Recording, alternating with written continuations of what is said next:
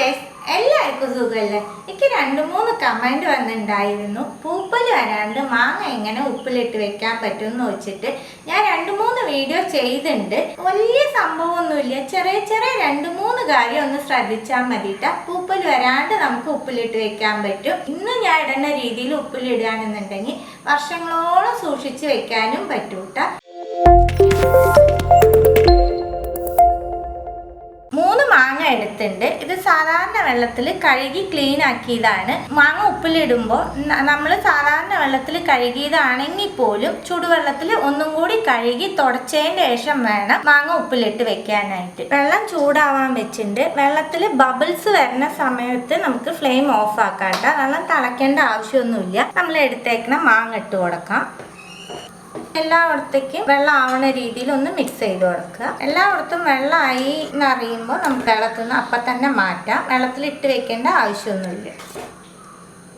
ഇനി നമുക്ക് ഈ മാങ്ങ ഒട്ടും വെള്ളം ഇല്ലാത്ത രീതിയിൽ തുടച്ചെടുക്കാം. ഇങ്ങനത്തെ കാര്യങ്ങളൊക്കെ ഒന്ന് ശ്രദ്ധിച്ചാൽ മതി. നമ്മൾ ഉപ്പിലിടുമ്പോൾ ഒരു സാധനത്തിലും വെള്ളത്തിന്റെ അംശം ഉണ്ടാവരുത്. അങ്ങനെ ആകുമ്പോഴാണ് പൂപ്പൽ വരിക. അതുപോലെ കേടുള്ള മാങ്ങ ഉണ്ടാവരുത്. പിന്നെ ഈ ഭാഗമില്ലേ മാങ്ങയുടെ ആ സ്ഥലത്തൊക്കെ മണ്ണും അഴുക്കൊക്കെ ഉണ്ടാവും. നമ്മൾ തുടയ്ക്കുമ്പോഴും കഴുകുമ്പോഴും അവിടെയൊക്കെ നല്ല ക്ലീൻ ആയിട്ട് തുടച്ചു കൊടുത്താലൊക്കെ മതി. മാങ്ങ ഉപ്പിലിടുമ്പോൾ പൂപ്പൽ വരില്ല. 3 മാങ്ങയും തുടച്ചെടുത്തിട്ടുണ്ട്. ഇനി നമുക്ക് മാങ്ങ നുറുക്കിയെടുക്കാം.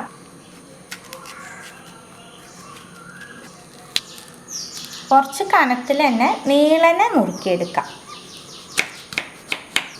3 മാങ്ങയും നമുക്ക് ഈ രീതിയിൽ നുറുക്കിയെടുക്കാം. എല്ലാ മാങ്ങയും നമ്മൾ നുറുക്കിയെടുത്തു. ഇനി ഒന്നും കൂടി നമുക്ക് ഈ മാങ്ങ ടവലിൽ വെച്ച് ഇതിലെ വെള്ളം ഒന്ന് കളഞ്ഞെടുക്കണം. നുറുക്കുമ്പോൾ മാങ്ങയുടെ മുകളിൽ കുറേശ്ശെ ഈർപ്പുണ്ടാവും. ആ ഈർപ്പം പോയി കിട്ടിയാൽ മതിയിട്ട. കുറേ സമയമൊന്നും വെക്കേണ്ട. ഒരു 10 മിനിറ്റ് ഫാനിന്റെ ചോട്ടിൽ വെച്ചാൽ മതി. ടവലിലെല്ലാം വെച്ച് കൊടുത്തിട്ടുണ്ട്. ഒരു 10 മിനിറ്റ് ഫാനിന്റെ ചോട്ടിൽ വെച്ച് ഞാൻ എടുത്തിട്ടാണ്. മാങ്ങ 10 മിനിറ്റ് നമ്മൾ ഫാൻ കാറ്റിൽ വെച്ചെടുത്തു. ഇതിന്റെ കൂടെ 2 സാധനം കൂടി ഉപ്പിലിടാൻ നമ്മൾ ചേർക്കുന്നുണ്ട്. 4 പച്ചമുളക്, കുറച്ച് വെളുത്തുള്ളി. ഇത് വേണമെന്നുണ്ടെങ്കിൽ നിങ്ങൾ ചേർത്താൽ മതി. അല്ല മാങ്ങ തന്നെ ഉപ്പിലിടുകയാണെങ്കിലും ഈ രീതിയിൽ തന്നെ ഇട്ടാൽ മതി കേട്ടോ. പച്ചമുളകും വെളുത്തുള്ളിയും കഴുകി തുടച്ച് വെച്ചേക്കണതാണ് കേട്ടോ. പിന്നെ നമുക്ക് വേണ്ടത് ഉപ്പിട്ട് തിളപ്പിച്ച് ആറിയ വെള്ളമാണ് വേണ്ടത്. ഉപ്പിട്ട് തിളപ്പിച്ച് കഴിയുമ്പോൾ വെള്ളത്തിന്റെ കളർ ഇങ്ങനെ ഉണ്ടാവും. അതുപോലെ അടിയിൽ ഇതുപോലെ കുറേശ്ശെ പൊടികളൊക്കെ ഉണ്ടാവും കേട്ടോ. നമ്മൾ ഈ വെള്ളം മാങ്ങയിൽ ഒഴിക്കുമ്പോൾ അരിച്ചിട്ട് വേണം ഒഴിക്കാനായിട്ട്. മാങ്ങ ഉപ്പിലിടാൻ എടുക്കുന്ന കുപ്പി ആയാലും ഭരണി ആയാലും കഴുകി വെയിലത്ത് വെച്ച് ഉണക്കിയതിന് ശേഷം വേണം ഉപ്പിലിട്ട് വെക്കാനായിട്ട്. ഇനി നമുക്ക് കുപ്പിയിലേക്ക് മാങ്ങ ഇട്ട് കൊടുക്കാം. ഉപ്പിന്റെ അളവ് പറയാത്തതിന്റെ കാരണം ഓരോരുത്തരും എടുക്കണ മാങ്ങയ്ക്ക്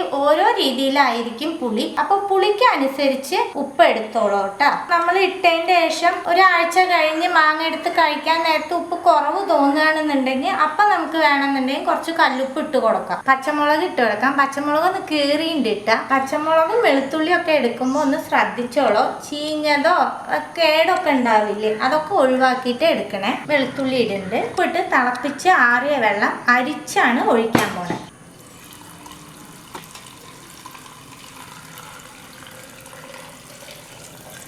മാങ്ങയുടെ മുകളിൽ നിന്നോട്ടെ വെള്ളം. എല്ലാം ഒന്ന് ഇളക്കി കൊടുക്കാം.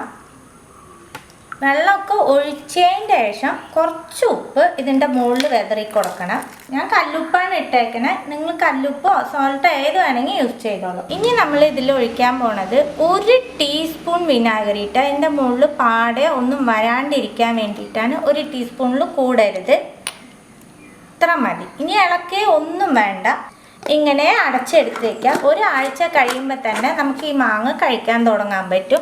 ഇങ്ങനെ ചെയ്യുകയാണെങ്കിൽ ഒരിക്കലും നിങ്ങൾ ഉപ്പിലിടുന്ന മാങ്ങ പൂപ്പൽ വരില്ല കേട്ടോ. ഇതുപോലെ ട്രൈ ചെയ്ത് നോക്കൂ. ട്രൈ ചെയ്ത് നിങ്ങളുടെ ഫീഡ്ബാക്കൊക്കെ അറിയിക്കുക. പുതിയൊരു റെസിപ്പി ആയിട്ട് അടുത്ത വീഡിയോയിൽ കാണാം. See you. ബൈ.